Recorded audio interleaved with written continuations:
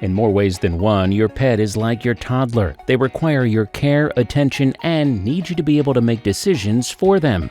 Whether it's about their diet, hygiene, or their activities, your dog needs you to be able to make responsible and apt choices for their care and well-being. Dog owners or dog parents have a tremendous burden to study up on their furry four-legged companions' wants and needs. However, even the most well-meaning pet owners can slip up, usually in ways they don't even realize. We're counting down 20 ways you're hurting your dog without realizing it. From giving them mixed signals to using human products on your pet and making them fear everyday household objects, there are 20 ways you might be doing more harm than good. Number 20, giving your dog mixed signals. The only way your pet will ever know the difference between right and wrong is if you display appropriate emotions in front of it. You can't hug your pet after it makes a mess and then expect that pet to not make one again. By being overly affectionate at a time where you shouldn't have been, you're giving them mixed signals, and they're perceiving the act as something to be appreciated for. Number 19. Giving your dog more to eat for dinner. There are some things you shouldn't feed your dog, but there are a lot of things you can. It's easy to get lost in those big, beautiful eyes at dinner time. You might find yourself giving your pet food from your plate because of how longingly they've been looking at it. However, you're giving them more to eat than what's healthy for them. Your pet's health is just as important as yours. They have a recommended daily intake of calories just as humans do, and it's harmful to go above it. Number 18. Using retractable leashes. Pet owners who use retractable leashes probably think it's the best interest of their pet. The dog can run around more freely, and you won't have to tug at their leash. However, because your dog isn't consciously aware of just how far the leash can go, it'll try leaping and jumping beyond the leash's limit. This will have you yanking on their leash, and your dog will, in turn, feel pain. Number 17. Using sunscreen on your pet. We've all been told to protect ourselves from the sun. The same concept applies to dogs. However, you should never use human sunscreen on your furry companions. Why? Our sunscreen contains zinc oxide, which the dog can ingest.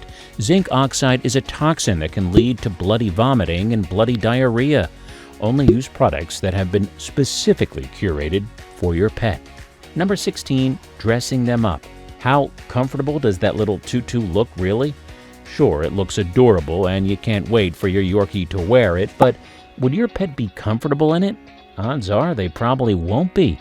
Well-meaning pet owners often slip up when it comes to dressing up their pets. They're coming from a good place. They want their dogs to look adorable. However, the outfits they choose are rarely the most comfortable. Avoid dressing your pet up unless it's to keep them warm. Number 15. Not brushing their teeth. Should dogs brush their teeth every single day? Vets say they should. This might come as a surprise to most people who considered it only necessary to brush their dog's teeth once or twice a week. Regular brushing saves your dogs from developing stage 1 periodontal disease, the very starting point before gum recession and eventual tooth loss. Use dog toothpaste, a kid's toothbrush, or a finger brush to help your dog keep those teeth sparkly white. Number 14. Patting them on the head. It probably comes as a surprise to many, but your dog isn't all that fond of being patted on the head. Sure, you're just trying to give it some love and attention, but your dog can't see your hand while you're petting it and might get frightened. Instead, pet your dogs on the neck or just hug one out with the little guy. Number 13. Using household objects to scare them. Some dogs are afraid of vacuum cleaners, some don't like the sound of the dishwasher, and others are just frightful of anything that moves. No two pets are the same. They all have something that scares them. It might have been funny to you the first time, but it wasn't for your pet. Don't scare your pet using household objects, or else you'll find yourself having to tiptoe when using them. Instead, allowing your companion to ease their way at their own pace. Number 12. Letting them carry big sticks. Even a little stick could be a big one for a tiny dog. It's adorable looking at dogs carrying around sticks that are twice their size. They probably look like the happiest animals in the world, but your pet relies on you to make responsible decisions for it. Had they been able to run the world, it would have been one giant playpen. Large sticks can get stuck in the ground or in objects that the dog passes by.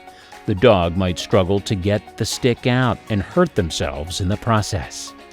Number 11, using ointments not prescribed by the vet. The vet is the professional. You're not. Don't experiment with what ointment you can and cannot use on your pet. Just because the tube says it's curated for dogs doesn't mean it's appropriate to use on your pet. Only use ointments for your dog that have been prescribed by the vet.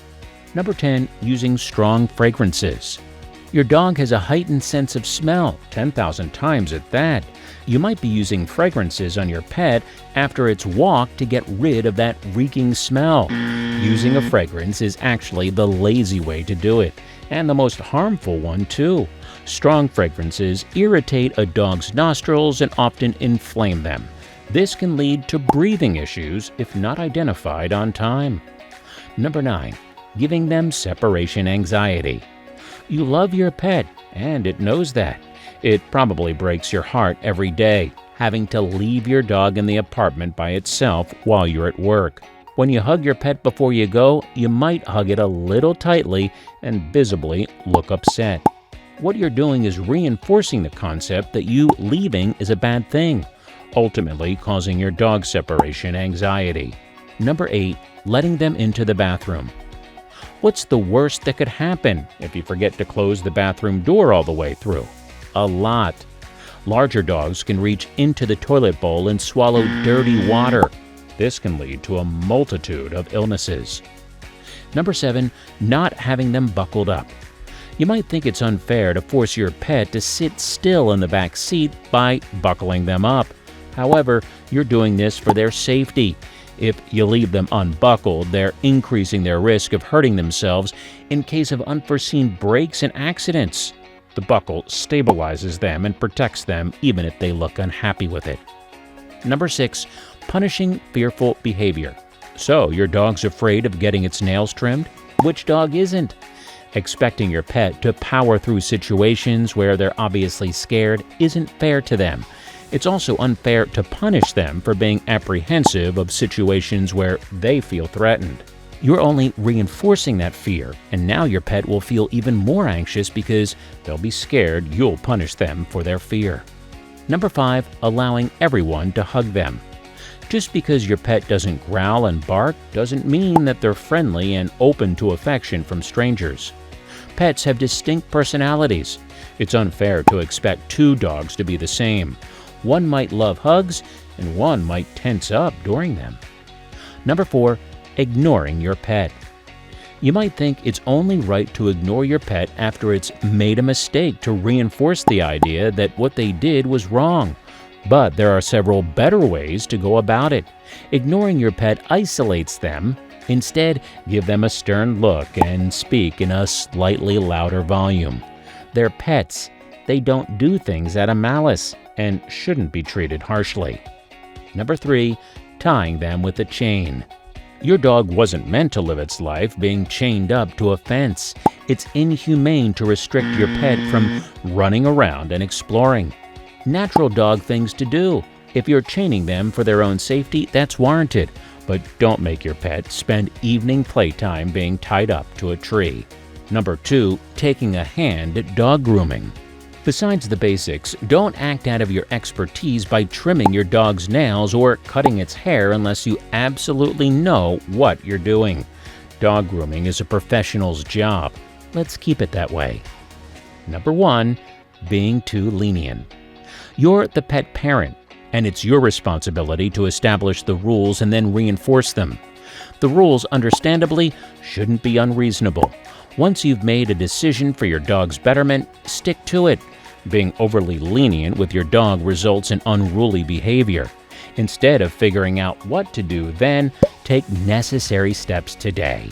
Alright, now out of these 20 ways you may be hurting your dog, which one surprised you the most? Let us know in the comments below, and don't forget to like the video, subscribe to InfoLab, and hit the bell icon for more. We'll see you in the next one.